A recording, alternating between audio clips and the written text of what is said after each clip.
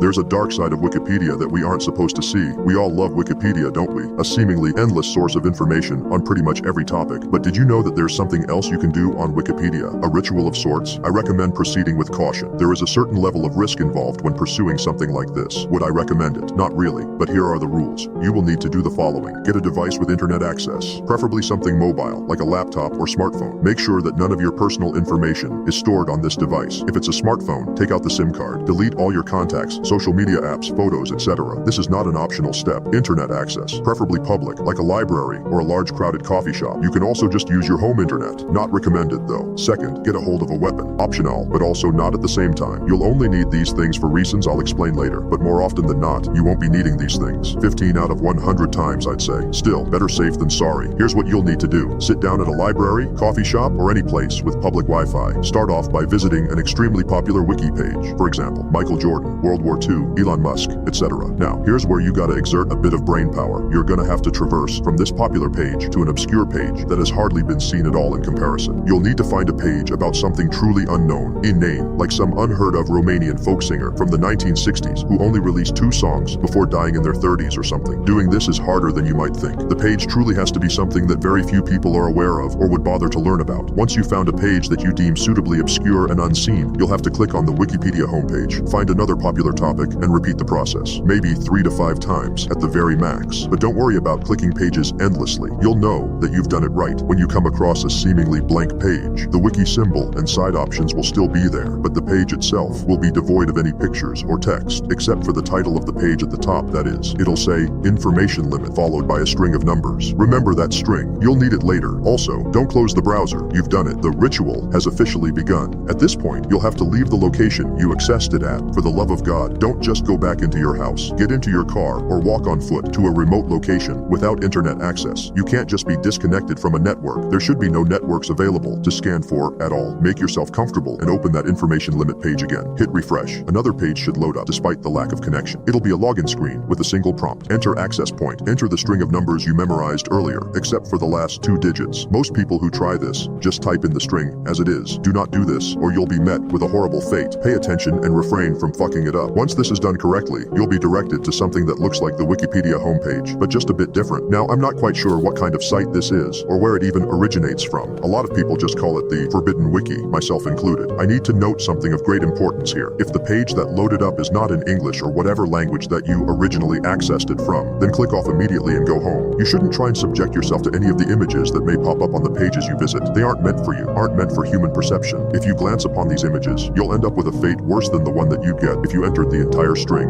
into the prompt. And that one is bad to begin with. You're curious, but don't take the risk. But if the page is in the language you recognize, then go ahead and proceed. You'll notice that the Wikipedia symbol will now be a bit different than the one you're familiar with. It might be a different shape, a different color, different symbols perhaps. More often than not, it'll look more ominous, more sinister, I suppose. You need to keep in mind that the articles and topics you might stumble across on this site do not exist in our world. They are not something we need to be worried about. Don't stay up at night thinking about what you'll see. As far as we need to be concerned, they're not real. From this point, you have free range to explore as you please. Be sure not to look at more than around 15 pages, spending less than a minute on each. If you linger around forbidden knowledge for too long, they will know you're looking. Who are they exactly? Anybody who has a solid answer to that question likely isn't around to divulge it. Just know that they are not from this plane of reality, that they possess far more strength and knowledge than you could ever imagine. Don't think you'll be able to evade or, God forbid, try and fight back against them. Even the most decorated of soldiers who've been through hell and back wouldn't come close to succeeding. But don't be too scared. Like I said, just don't linger on any one page for too long and don't visit too many. If you do this, you'll more or less be able to bypass their detection. But don't think this means you're somehow getting the best of them. You need to read and analyze these forbidden articles for upwards of hours before understanding what they truly mean and the ramifications of their existence in the multiverse. With less than a minute of exposure, you'll only be able to gain a surface level understanding of the subjects at best, and they hardly care about that. However, there is a way to legitimately bypass their detection, enabling you to look at the articles for a longer duration of time. But these involve complicated strategies that require extensive knowledge in both programming and arcane occult rituals. And even then, the risk is still astronomically high. Again, not recommended. You might be wondering why you can't just take pictures and look over them afterwards for however long you want. Well, I suppose you could, but it makes no difference. They'll still know you're looking and react accordingly. So why bother bringing any kind of weapon, you might ask? Well, it's not to fight back against them. Like I said, that's a fruitless effort. Nah, these weapons are for the lurkers. Sometimes if you're unlucky, around 15% of the time, like I said, your mere digital presence on the Forbidden Wiki will alert them to your location, and it's something that can't be helped, but even though the lurkers aren't in any way affiliated with them, they do have comparable goals. They don't want you looking at that information either. But unlike them, the lurkers don't want you to have any kind of awareness of the subjects at all. You won't be able to anticipate them. They might fall out of a tree if you're in a forest. They might step out of a dark corner if you're in an abandoned building. They might crawl out of a lake. You get the gist of it. You won't see them coming. Some will be more humanoid in appearance. Some will look more unfamiliar. They will try and kill you in any way possible should you keep looking at the site. One sure way to guarantee your survival in these situations is to just close the browser, drop your device, and take off. If you do this, they'll have no reason to chase you down. However, if you do want to keep looking, the lurkers aren't impossible to dispose of. In fact, if you're armed well and have moderate combat experience, you should be able to wipe them out relatively easily and then continue exploring the site. Conversely, you could hire somebody else to deal with them on your behalf while you continue browsing. I'd recommend this option. Like I said, you can't stay on one page for too long, and if the lurkers start giving you trouble, then you might be a bit screwed. Well, now that that's all out of the way, let me tell about some of the pages I've come across on the Forbidden Wiki. Keep in mind that I had under a minute to glance over these, and despite having a fairly good memory, I'll only be able to describe so much. This is what I saw. Inhabitants of the Bermuda Triangle. The beings living on these small, scattered islands are extremely hostile towards human contact, reported to be able to fly, causing trouble for aircraft traveling through, believed to have originated from a large underwater volcano. Channel 51 is a controversial news station that broadcasts on Channel 51 between 3 to 4 a.m. The reports presented on the program have been considered nonsensical and disturbing to the viewers watching. Sometimes the hosts have reported incidents that have not occurred up until that point, only for these incidents to transpire 1 week after, as was the case with the Tokyo massacre. The location the channel broadcasts out of remains impossible to pinpoint. As hard as it may be to believe, these are some examples of the more normal pages on the wiki. Some of the other ones I've seen are downright fucked. The corner in your basement. The corner in your basement is that one dark spot in your basement tucked away in that far corner. No matter how much light you shine on it, it'll never illuminate, and you'll never know what's lurking within it. You better figure out what it is soon. The snowstorm angel. The snowstorm angel is that figure you see in your backyard during heavy snowstorms. You'll think your eyes are playing a trick on you, and that your senses are somehow being distorted by the snowfall, but make no mistake, it's there. People often assume its nature to be benevolent, given its name. That assumption is incorrect. I thought I was safe just browsing around. I followed all the rules. I hired hitmen off the dark web to accompany me in case the lurkers showed up. I always made sure to